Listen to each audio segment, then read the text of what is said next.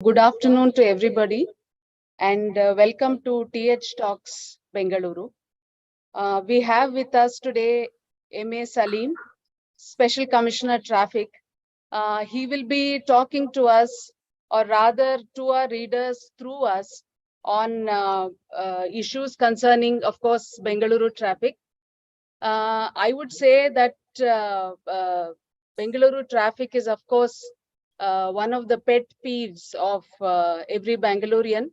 In fact, I would say it's well on its way to replacing weather as the conversation opener and a great excuse whenever we are late to any event or any meeting.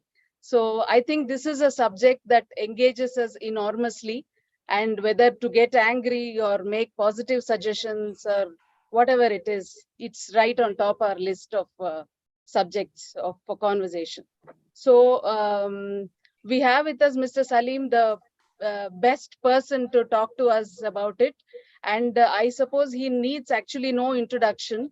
He has been in the middle of many conversations, and very one would think it's impossible thing to do, but in conversations which are not about negative things about traffic, there has been, ever since he has taken over as special commissioner, we have had a lot of interactions, a lot of traction on what we can actually do to improve Bangalore's traffic situation, which is, I think, something he has achieved that very few people can take credit for. And also, Mr. Saleem is somebody who is interested in traffic, not only as a bureaucrat, but also academically. He holds a PhD in traffic management, and he has been credited with many novel initiatives, whether it is one way or safe route to school or several such that if I go on with them, I might eat into too much of the actual interaction time. So I won't go into all that, and I extend a very warm welcome to Mr. Saleem on behalf of the Hindu. And before I hand over to Deepika Casey, who is our city editor, and Aditya Bharadwaj, who is our deputy city editor, to continue the conversation, I'd like to say a few words about what this initiative is about. Basically, TH Talks Bengaluru is about creating a reader connect, creating a platform for the Hindu readers to connect with and ask questions to people who are concerned with making decisions related to Bengaluru, whether it is bureaucrats, whether it is politicians, or whether it could be any number of people who are thought leaders, who have something to share positively about Bengaluru's infrastructure or cultural scenario or whatever it might be. Going forward, we also welcome our readers to offer suggestions on how we can make TH Talks Bengaluru more meaningful. And it's a great pleasure to have Mr. Saleem with us at the start of the series. So I welcome you, sir, again. And I hope we have a great conversation. I should tell you that we have had a barrage of questions from readers. I mean, more questions than we can possibly handle in 1 hour. So we have curated the questions in the way we think best. Whatever we think are the most significant questions, but we have made a promise to our readers that whatever remaining questions we are not able to handle in the course of the hour, we'll be giving them to you so that you can address them in the best way that you think is possible. And thanks again for making time for us in the midst of your absolutely packed schedule. And I welcome you aboard. Thank you. Thank you, ma'am. Thank you very much. Good afternoon, sir. So I'm Deepika, the city editor for Bengaluru, and with me will be Aditya, the deputy city editor. We'll be taking in as many questions as we can. We've compiled a few from what we've received over email and via Twitter. And we'll also be taking a few questions live, sir. And like our resident editor Bhagyashree has said, if towards the end, if we run out of time, we will be handing over the rest of the questions to you. Some of them are very micro level, area specific questions. So without any further ado, sir, we'll start off with the first question. This is one of the first things that you announced when you took over. N.V. Krishna Kumar, one of our readers, has tweeted to us asking about the school bus menace in the CBD, and some other readers have also reached out about schools mushrooming in residential areas and thereby causing traffic problems. What is the BTP doing to resolve this, sir? Well, schools, we have about around 2,800 schools in Bangalore city, and schools should be in residential areas only, because generally children who are residing close to the schools, they can attend the schools very conveniently, very easily, without the need for any transportation. Because ideally schools should be very, very near to the residential areas, and children should walk to the school in a very safe manner. That is the normally any ideal situation, I can say, as far as traffic management is concerned. Now, but still we have many schools which are in the CBD areas, many prestigious schools and very old schools, and generally parents like their children to study in those schools. That is why from one area to another area children travel, and there is a need for transportation. And because of that, we see a lot of traffic congestion, traffic problems in the CBD area, and also some other areas also now, whenever school opening and closing hours are there. So in fact, this is not a new problem. It was a very, very old problem. In fact, way back in 2005, we had started the Safe Routes to School project, wherein we had selected key 16 schools where traffic some problem was more. And then some interventions were done at that time. In fact, it was a collaborative approach with the Education Department, BABMP and BMTC, along with the school authorities. At that time, we had requested all schools to start before 8:30. All schools can start before 8:30, and school can close before 3 o'clock, so that segregation of traffic takes place of school traffic and peak traffic. And secondly, the usage of public transport, because generally children, if they travel in a bus or in a school van, then that much traffic problem will be less. 50 children coming in a bus will reduce 50 cars on the road. So that is the reason why we had envisaged that Safe Route to School project. Under the project, that children should come more and more in public transport. And BMTC at that time had offered school-specific buses also, and almost 200 buses were given for schools to commute the children. It was a very successful project, and we want to actually revive that project, and not only for the CBD area, but for all schools in Bangalore city. That is now we have started some preliminary surveys now of details of schools, how children are coming and how many children are there, and also what is the mode of transport, how children are coming, and if there is any large number of private vehicles coming, and then if there is any space available within the school, so that those vehicles can use the school space itself, not the roads outside the schools. So this we are going to take up in a big way, in the sense the revival of the SRTS in near future, once all these surveys and other things are conducted, and then we will have meetings with all the other stakeholders, and then come up with a suitable plan, at least by next academic year, so that we will be able to reduce traffic congestion around schools, and also ensure greater safety for school children.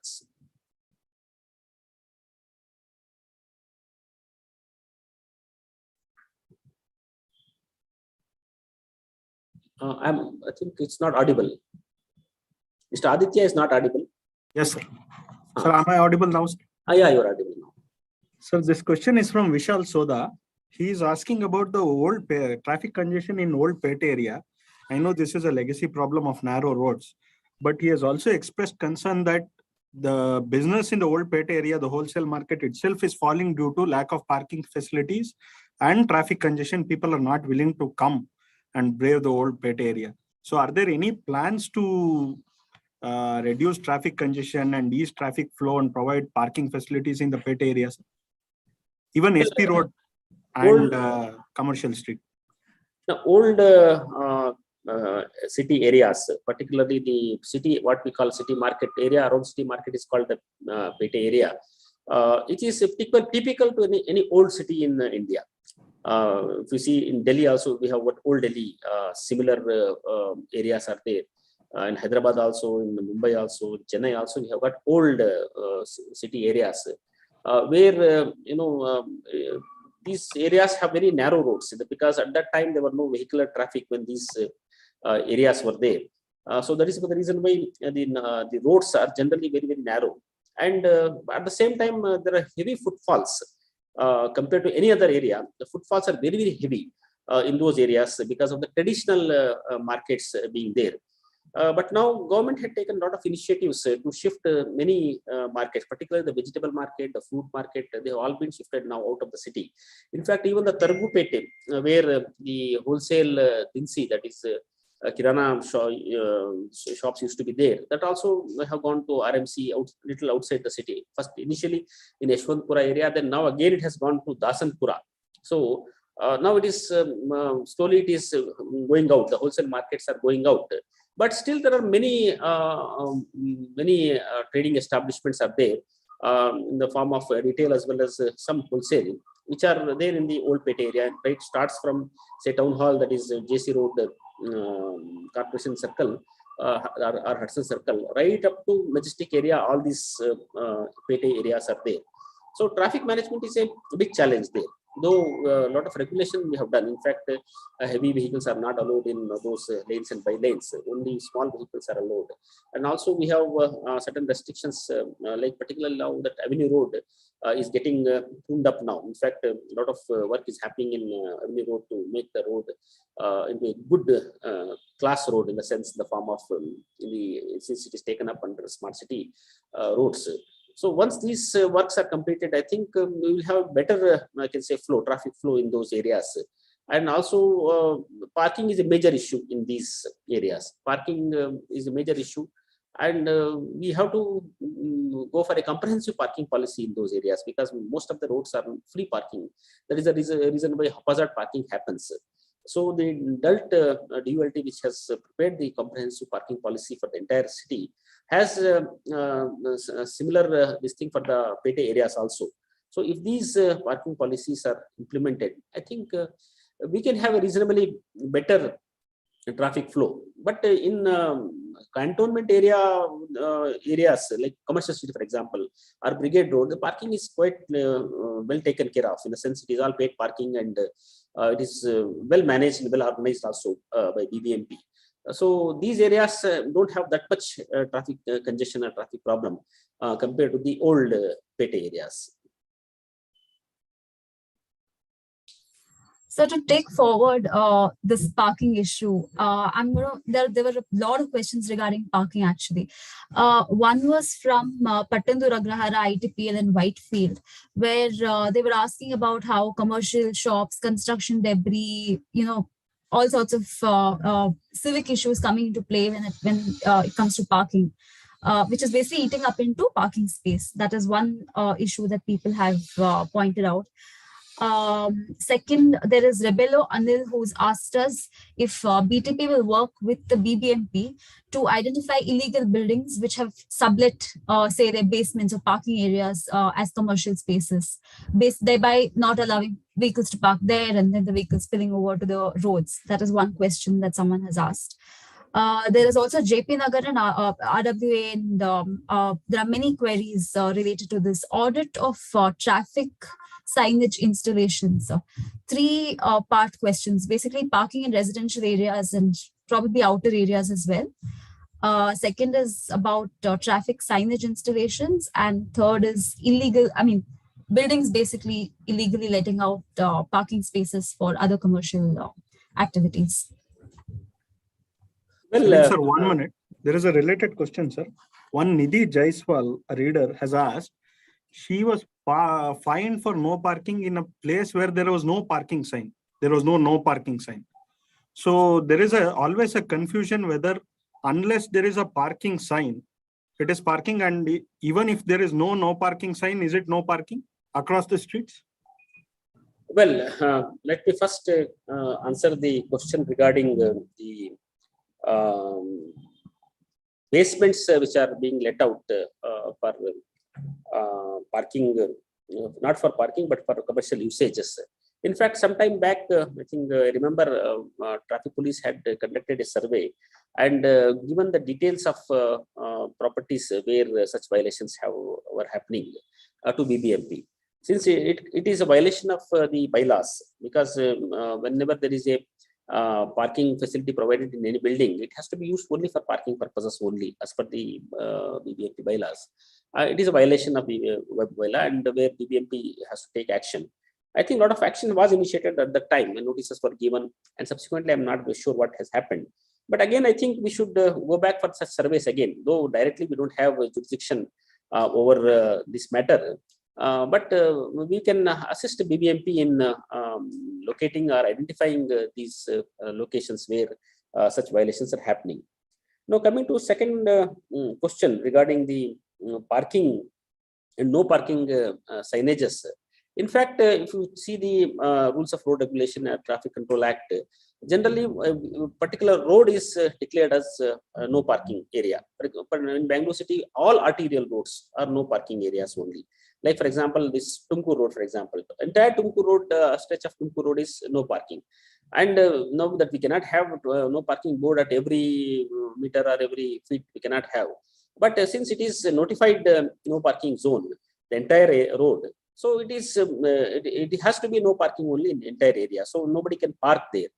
Similarly, in residential areas, parking has been provided in most of the places. There also there is no parking signages are not with that, because residential areas generally, since it is a residents only are staying there, so they park their vehicles there. There is no violation of that. But of course, in certain arterial roads and certain sub-arterial roads and certain collector streets, there are both mix is there. Parking roads are also there. No parking roads are also there. In such places, in convenient places, we place the no parking signages. So, and again, I have, as I have mentioned, these notifications are there, and everybody knows these notifications, and notified areas are there. So there, every feet or every meter, we cannot have no parking signage or no parking board.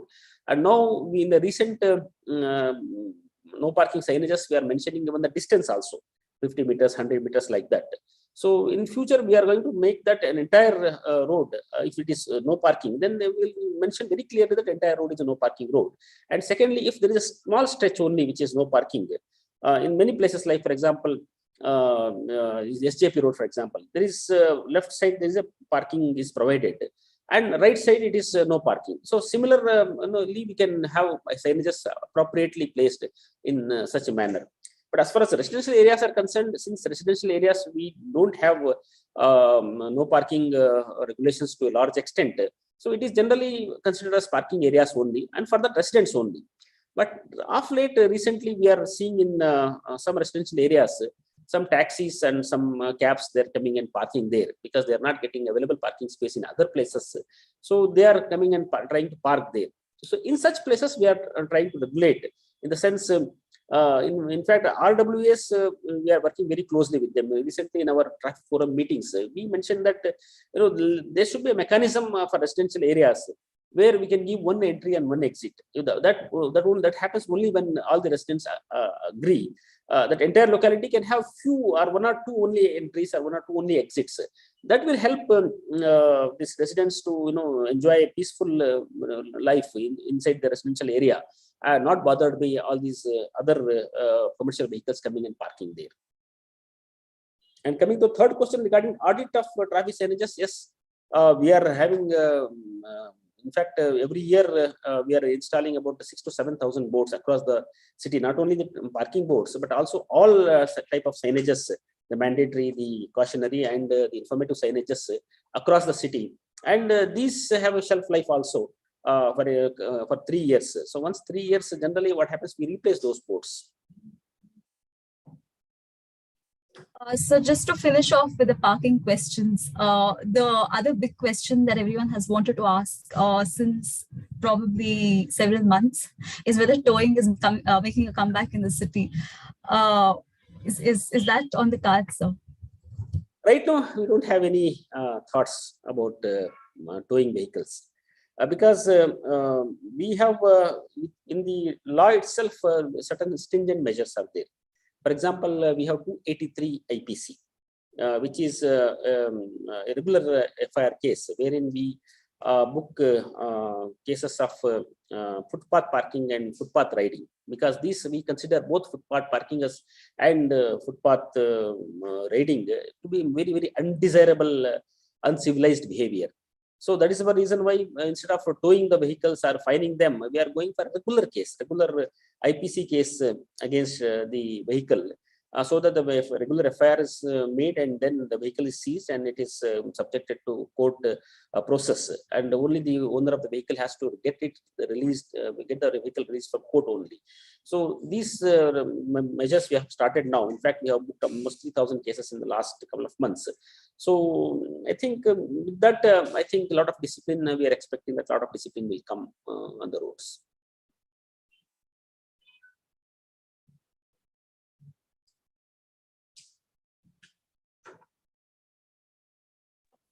Hi, sir. Yeah. The next one of the major other issues is about pedestrian safety, sir. There have been many questions about pedestrian safety. So one of the readers, M A Ravinder, has asked whether you are identifying any new pedestrian crossing zones in Whitefield, especially now that Nama metro work is also happening and there are concerns about pedestrian safety. And also, what are the measures you are taking for pedestrian safety, sir?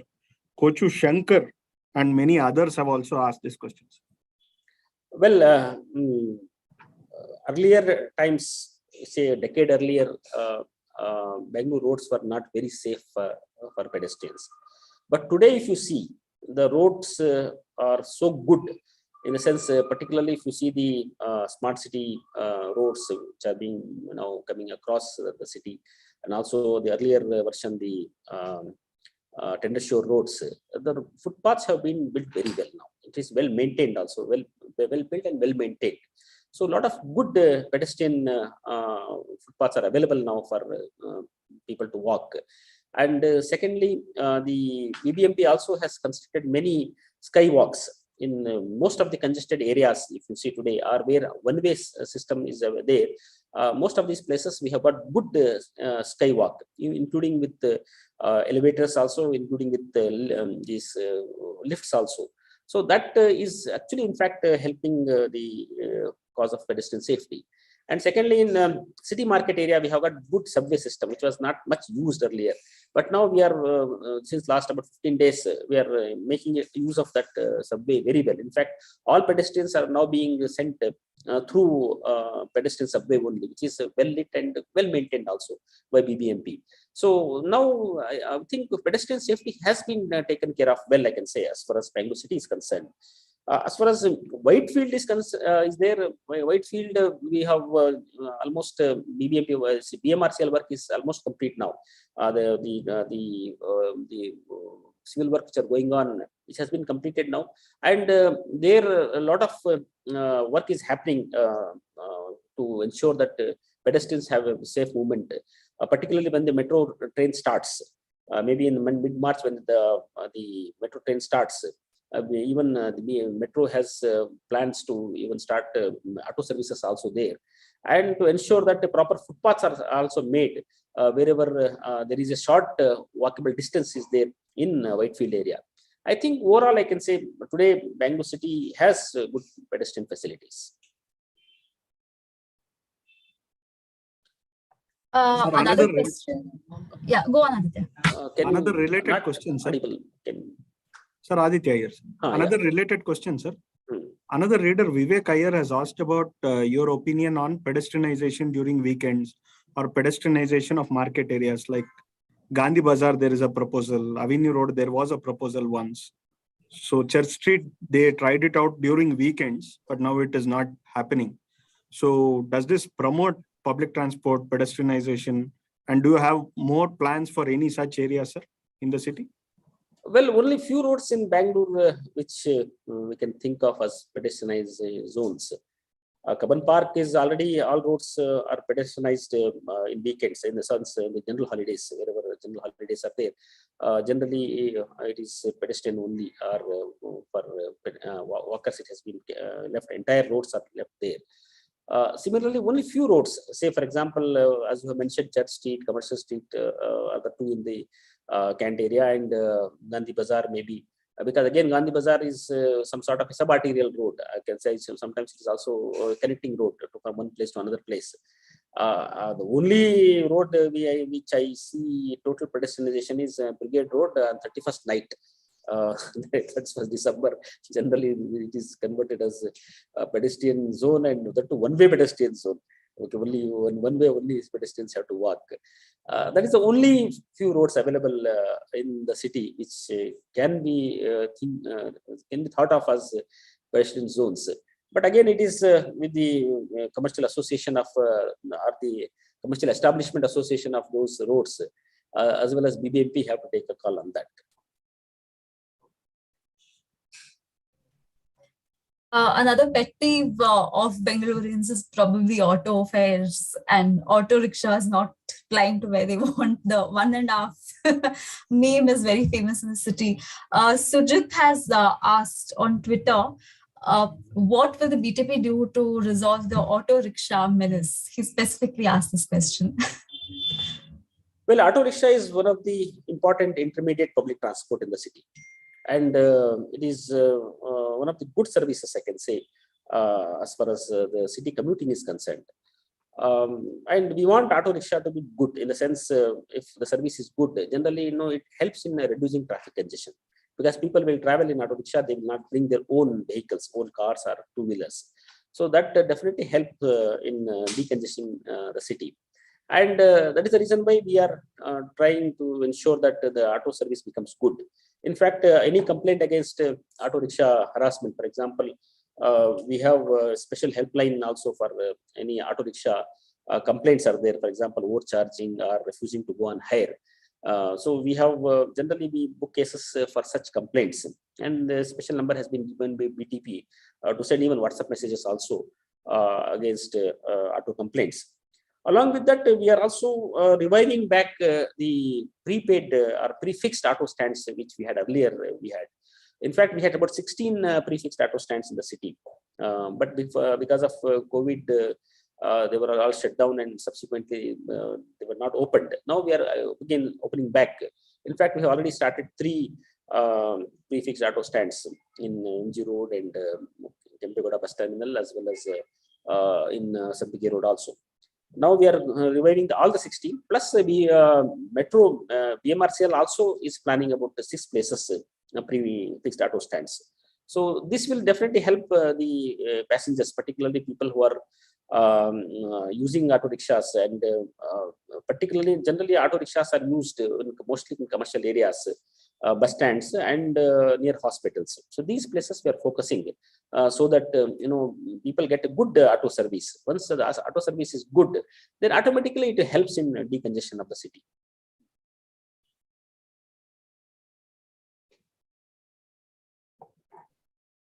Sir, Sanjay GH from Hagdur has asked that there are no traffic signals yet at all the major junctions, especially in the outskirts of the city, in the new outer zones.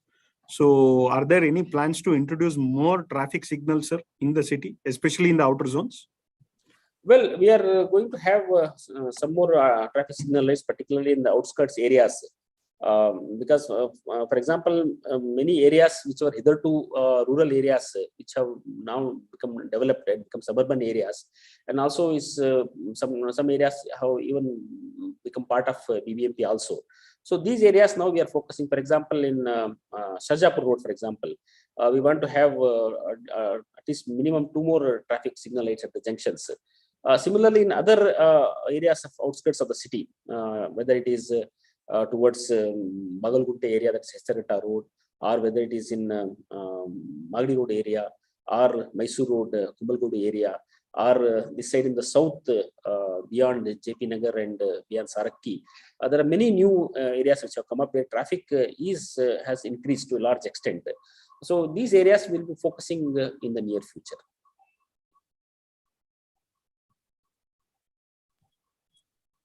So staying with public transport, there have been questions from Nips Mallikarjun, Yogesh Prabhuswamy.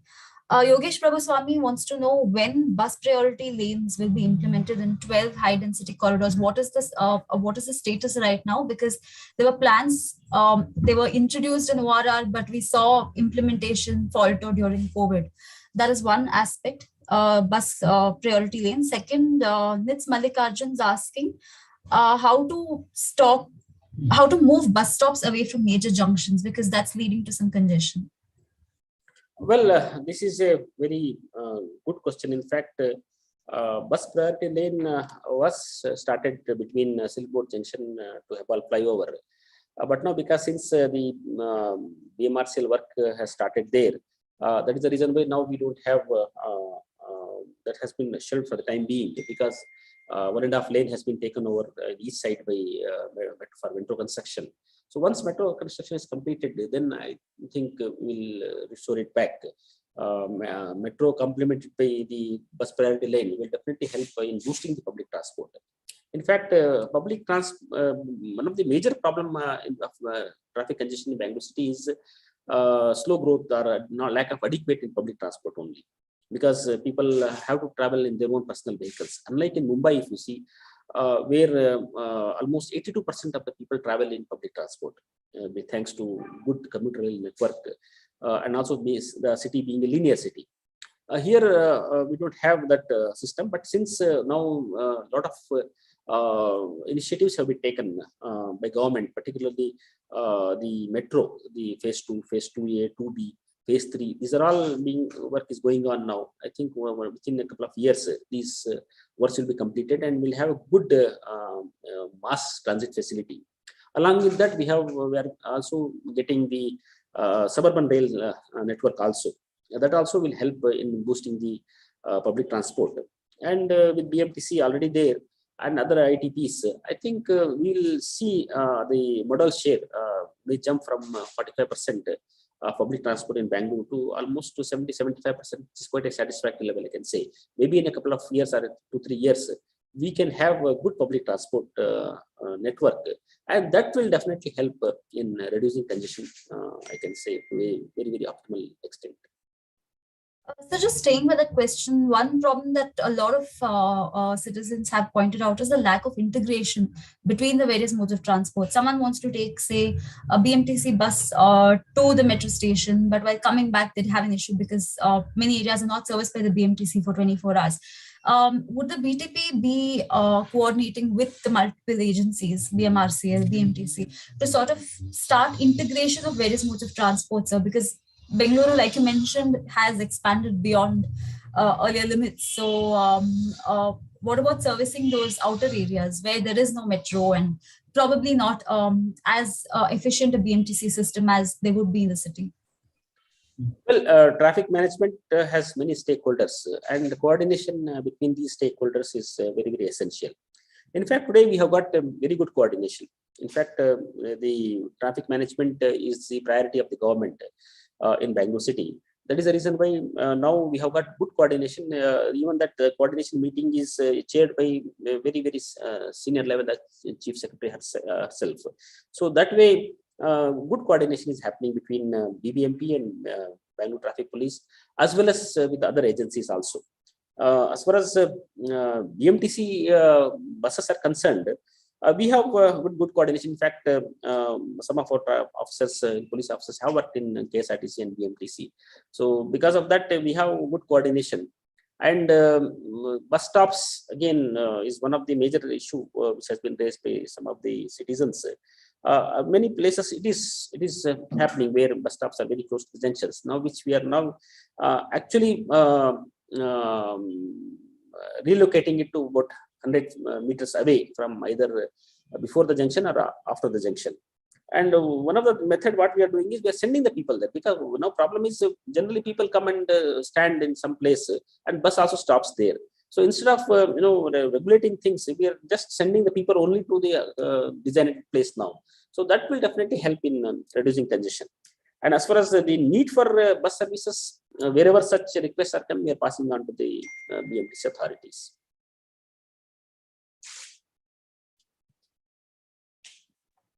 So another follow-up question to the bus and public transport, sir. Many activists have pointed out that actually the bus travel in Bangalore comparative to other cities is actually more prohibitive price-wise. And many of the poorer sections of the society, like for example, the garment workers, are not even able to afford BMTC. So because to increase the share of public transport in the city, from traffic police, do you plan to recommend for slashing of prices, sir? Well, this is a that is a question. call to be taken by BMTC. I think we have a lot of recommendations done earlier, so we will have discussion with them. But right now, it is the call that BMTC has to take. So going to the next question. Many of our readers have flagged issues about two-wheeler riders actually violating more traffic norms. So are there any plans to actually create awareness among two-wheelers, especially regarding lane discipline, footpath riding? And also there is one question from Deepak GC. He's asked whether is it possible to ban two-wheelers on the electronic city flyover? Well, we have 70% of our total vehicles in Bangalore city is two-wheelers only.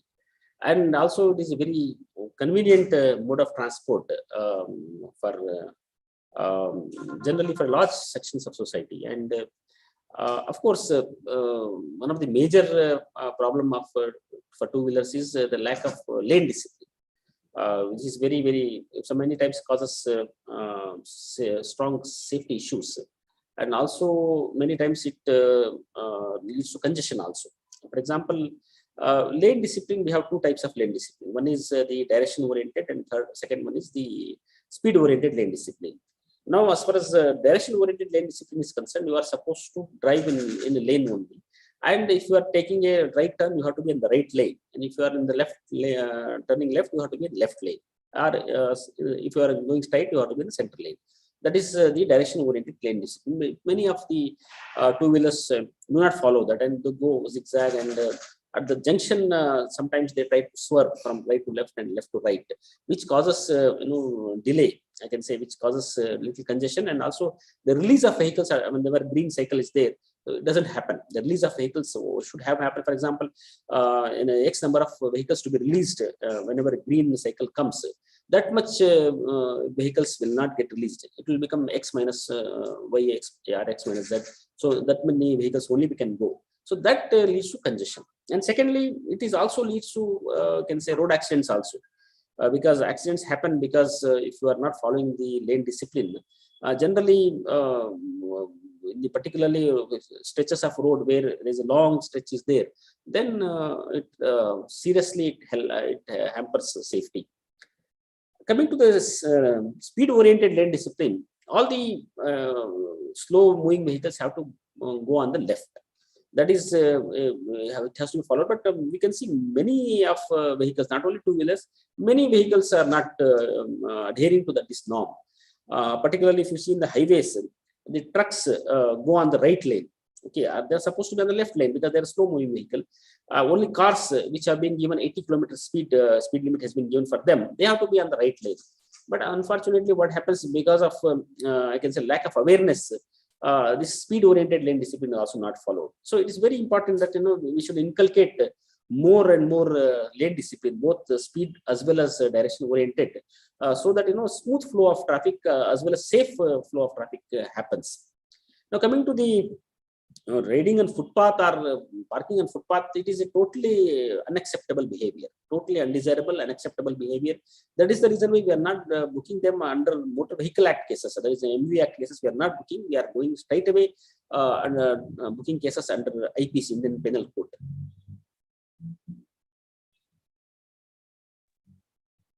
Staying with enforcement, sir, Sagar Koturwar has asked, why are cops still checking documents even after the DGP orders? This is one aspect to it. And the second is enforcement wise. So we've, every time the police has come up with, say, embracing tech, for example, violators have gone one step ahead, trying to cover, say, their number plates or half cover them. Enforcement wise, how are the police keeping up with violators and like various forms of violations that are coming into play right now? Is the second half of the question. Well, as far as violation of traffic rules or I can say booking of against traffic violators, we are now actually using technology in a very big way. Because technology is so good now that you need not stand on the road and flag vehicles. There is no need. In fact, that is the reason why slowly we are going to ensure that the physical checking of vehicles on the road or flagging of vehicles on the road should come down. And now, in fact, almost now it has come down to almost 25% only now, because 75% of the cases now we are looking through online only. Through cameras, because we have two different types of cameras. One is the surveillance cameras. The old surveillance cameras, we had about almost 300 cameras where we are booking cases by zooming the violators. Now, under Safe City project, we are having 7,500 cameras. In fact, out of that, almost 3,000 cameras are already up. So now we can, in fact, we can check the violations through cameras very easily. Secondly, we have another set of cameras which are called as the enforcement cameras. They are all the ANPR, the automatic number plate recognition cameras, and the RLBT camera, that is red light violation detection cameras, which are also now being almost 330 locations we have got now these cameras installed. So automatically we are capturing the violators now. Whenever there is any violation, automatically we are capturing. In fact, now since the inauguration of ITMS a fortnight ago, we are booking almost 30,000 cases every day through online this thing. So that is actually a huge number. In fact, though Bangalore city, we generally book number of cases booked is very large, almost 10 million cases we book every year, which is I think it's the highest for any city, not only in India, I think globally also. I don't think any city books such a large number of cases. Though it is not a very, I can say, good thing, because that it also means that 10 million people are violating the traffic rules. So that is also equally it can be said. So that is the reason we now, since the fines have gone up now, and also since you are being watched everywhere, all the cameras are available now. I think the number of cases may go up a little, but ultimately it should come down. Because once the deterrence starts happening, actually deterrence happening, then automatically I think cases will come down, because there is a system now wherein even the repeat offenders are fined twice, the fine amount becomes twice. So deterrence will become very high. So what we are expecting through technology is that the cases will go up initially. Now we are booking 30,000 cases. We may even go up to 50,000 cases per day. But eventually it will come down. It will come down, and we can see good discipline on roads. Right. So just taking forward that question, two aspects. One is manpower. For a long time, the police has, we've continuously been writing about how the police are short-staffed. Now that the city has grown and the outer areas are sort of, many residents have pointed out how there's a lack of manpower when it comes to policing, either for traffic or for law and order. One aspect is, how are you sort of catching up with the growth of the city as far as manpower is concerned? And two is, you have recently opened more police stations, more police station divisions. Is that going to be expanded to the other parts of the city as well, so especially the newer areas? Well, as far as manpower is concerned, I can say we are reasonably well off, I can say. We have presently 5,300 is our sanction strength, which is quite reasonable and quite satisfactory as far as the present status is concerned. And in fact, we are the government has already sanctioned 4 more traffic police stations, particularly in outskirts areas. So these are areas where hitherto traffic policing was not quite adequate, like in the south, one traffic police station has been given. That is Talgatpura. It's called Talgatpura, where this is a new areas which have joined the city. And then this Hennur side also we have got one new traffic police station. Then Belandur and and at Mahadevpura also, because of the traffic problems there, huge traffic problems. That is why these areas have been chosen for new traffic police stations.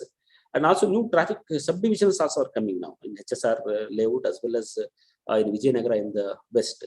So we can say, though the volume of traffic is very high and the traffic policemen may not commensurate with the number is not so commensurate, but still I can say we can manage the traffic well. Along with that, the shortfalls, whatever we have got, is filled through many other mechanisms we have got, like the citizens' participation. We have traffic warden organization, one of the very good volunteer organization, wherein traffic wardens generally spend about 16 hours a month with traffic policemen on the road. And we have almost active 600 people in the traffic warden organization. Plus another 200 now they have just enrolled and we have the training, everything is completed. So now we are going to have about 800 active traffic wardens on the street. Along with that, there are traffic marshals in the form of the security people given by the industries associations, particularly the LCTA and the ORCA. So these organizations have given us security guards, and we have trained them and we are using them as traffic marshals. Along with that, we have public eye also. Citizens themselves, as a good enforcement mechanism, they capture violations whenever they see in their residential areas in other places, and they send the images to us for booking cases. So this entire gamut, I can say, the citizens' participation, plus the citizens' forum meetings, wherein citizens come and interact with us and give suggestions and also highlight the problems, traffic problems. That definitely helps us in managing the traffic in a very, I can say, very effective and efficient manner. And so about the Public Eye app itself, Kamran and Arun Sriram have asked, how about making reporting on Public Eye rewarding with some incentives, like monetary incentives? Is that possible to encourage more reporting? No, this is actually this is not possible, because we have given this platform particularly for residential areas, because generally what happens, traffic policemen are seen on main roads, arterial roads and the sub-arterial roads, but sometimes in residential areas it's very difficult for traffic policemen to penetrate and I can say enforce traffic laws or traffic rules. So that is the reason why we have given this option to the residents, particularly, for example, if they see any violation right in front of their houses or in their streets, and they can just capture and send it across to us. Because many times what happens, a lot of frustration happens. Some people may come and park the vehicle there and they may not move. Sometimes even people may not experience difficulty in commuting in their own area. So such problems what they have got, they can just click, and then many times we see certain bad behavior such as wheeling or drag racing and other things, which generally is done in areas where traffic policemen are not there. So such things can be captured and that can be sent to us. That is the reason why we have given this option. But giving monetary, this thing is, I think it is far-fetched. It is a voluntary service. People should, as a responsible citizen, because it is a responsibility of every citizen to, report any crime or any bad behavior happening in their area. So, as a part of, I can say, good social behavior, this public eye should be used. Sir, there are a few more questions that have come in regarding parking, sir. One, Pratik Mahapatra has asked about MLCP, sir, multi-level car parking, whether the few that are under construction are yet to come up, but many that have already been there, like the one on JC Road, are not being used by people actually. That is one question, whether more MLCPs will be built and how to effectively use the existing ones. That is one question. The other is Pradeep Nair has asked, this odd days and even days parking on either side of the road is many times confusing, and why can't it be one side of the road always? Well, as far as MLC, multi-level car park facilities are concerned, JC Road is being used now. In fact, JC Road, we have banned parking. Entire road is no parking area. So that is being used now. Even that Maharaja complex parking also is being used, because Kempegoda Road also, we have made it totally no parking road. And also there are many multi-level car parking facilities provided by BMTC in their near bus terminals.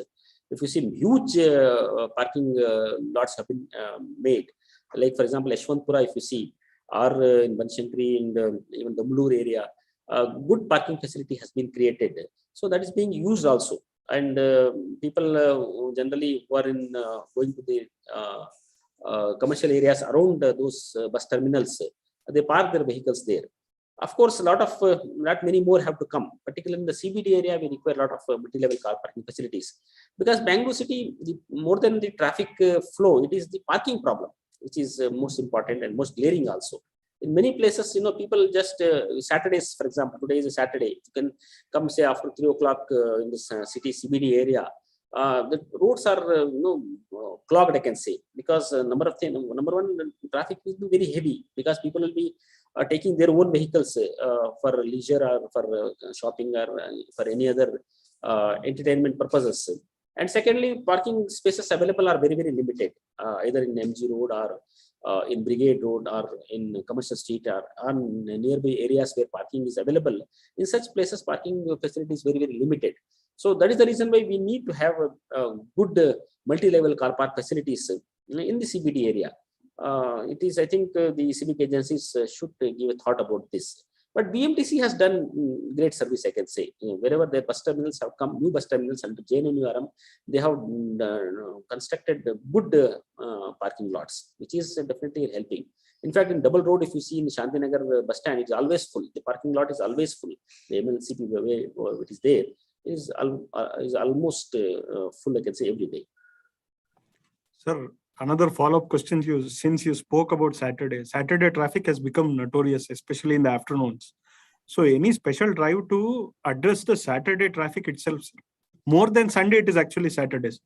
Yeah, Saturday, not only in the CBD area, but also most of the shopping malls also, if you see where shopping malls are located, traffic will be huge because that is normally evening people generally would like to come with their families.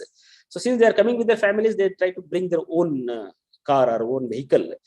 So that is a major issue, I can say.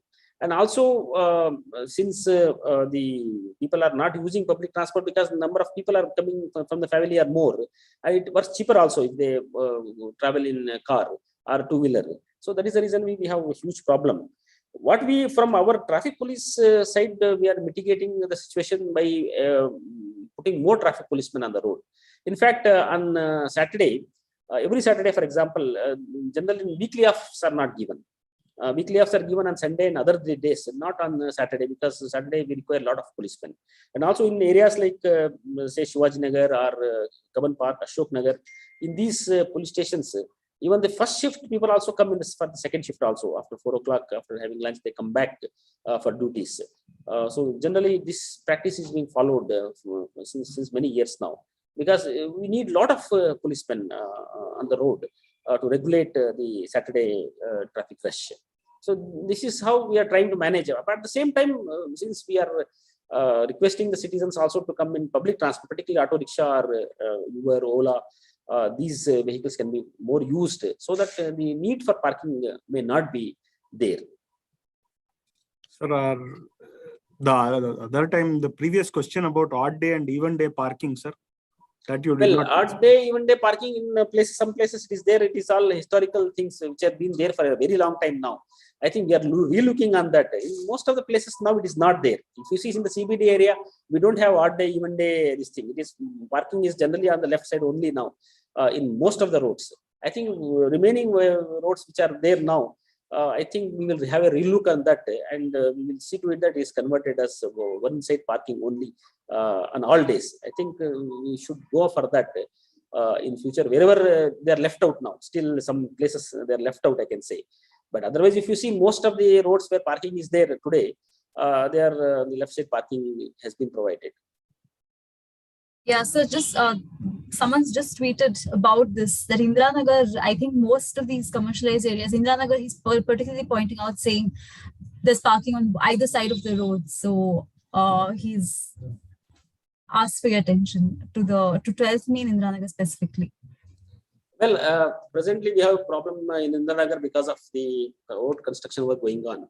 The 100 feet road, the old Madras road, a lot of good work is happening where road construction is, I think, in final stages now. Once all these works are completed, I think we want to go back to the local area traffic management plan. That is what we had for Indiranagar long back.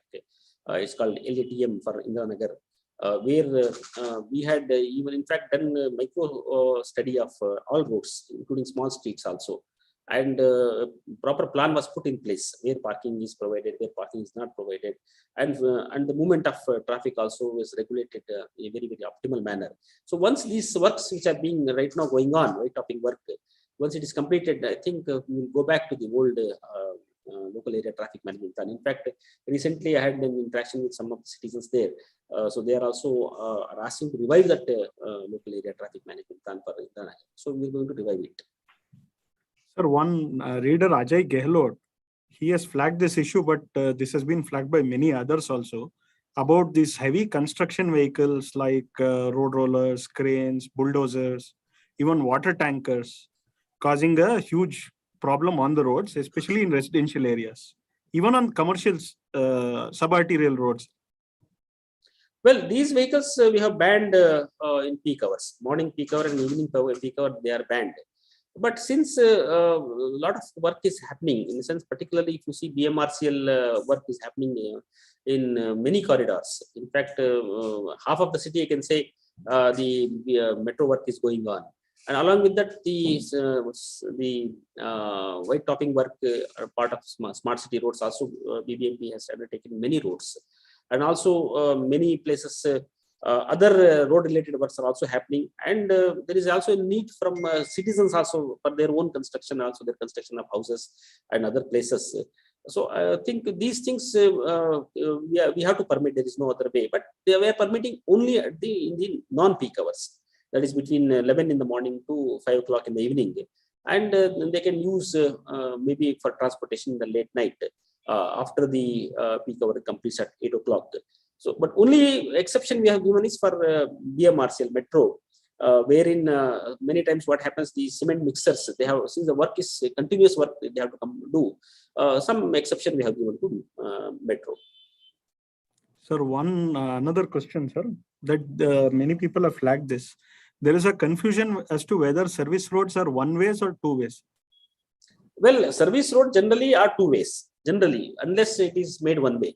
Like, for example, now the service roads in Outer Ring Road between, that is from Hebbal flyover till Silk Road, now we have made it one way, because since the metro work is going on the main carriageway, and main carriageway, half of the carriageway is not available. So that is why we are using the service roads now. So entire service road we have converted into one way. So similarly, wherever there is a problem in the main carriageway, then we are converting those service roads as one way. But generally it will be a temporary measure only till the construction of metro work is completed. We have time for one last question, sir. Kailash has asked, and this is a question that we've been asking for the last couple of months, actually, since the monsoon set in. How much do bad roads contribute to traffic problems? And what, because several instances we've seen the traffic police themselves, road repair madadu. So, one part is how badly does it affect traffic movement, and secondly, is the BTP coordinate with the BBMP beyond actually doing stopgap measurements and actually repairing the roads on the ground? Well, presently we have very good coordination with BBMP, and in fact, pothole filling is on a day-to-day basis. It's happening. In fact, every day we are adding giving the new locations, and it is being filled now. I think every day it has been monitored now, the pothole filling, and also the repair of roads wherever it is required also is being highlighted, and we are sharing all this information to BBMP on a very regular day-to-day basis. So now things are a little better. But only thing is the waterlogging we have to see now only in the month of March or April onwards we can see, because now right now rains have stopped. But once April onwards, we have to keep a very close eye on these waterlogging areas. Though already we have identified and a lot of work has happened there, and BBMP has done a lot of engineering interventions there. But ultimately we have to see only in the month of April. Right, so I think we've taken up an hour of your time. Thank you very much for your time, sir, from the Hindu. To all the readers whose questions we could not ask to Dr. Saleem, we will be passing on all the questions that are very area specific. They were too micro to be asked to be fit into the 1 hour format. So we will be forwarding your questions to Dr. Saleem. Do keep sending your questions in over email and via Twitter. Dr. Saleem, if you have any last words to tell our readers. Thank you, ma'am. Thank you very much. So,